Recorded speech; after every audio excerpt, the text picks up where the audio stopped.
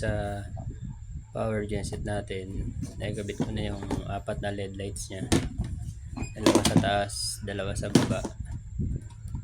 Tapos nakikabit ko na rin yung positive negative niya para dito sa terminal ng battery pag magtatap ka ng inverter.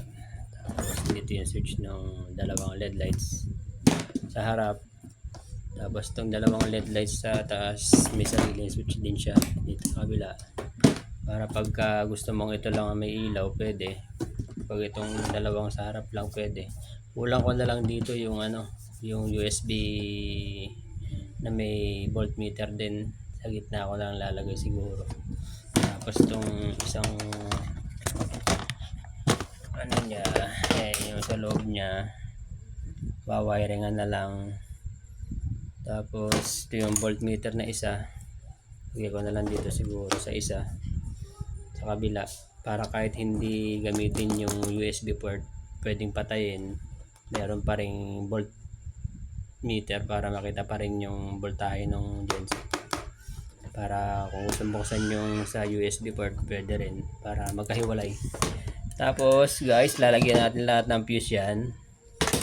Lahat yan may fuse. Yung sa LED lights, separate fuse. Tapos yung dun sa USB port nya, separate fuse din yun. Tapos yung dito sa jack nya, separate fuse din yan. Pwede ka magsaksak dyan ng modem, pwede ka magsaksak ng DC fan, pwede ka magsaksak ng kahit na ano, basta 12 volts pwede yan, basta naka jack. Separate natin lahat yung fuse nya. Tapos lalagyan ko pa ng breaker dito sa likod, DC breaker para sure ball.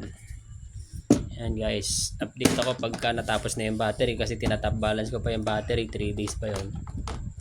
Kaya pag natapos yung battery, sasalpa ko na dito yung guys.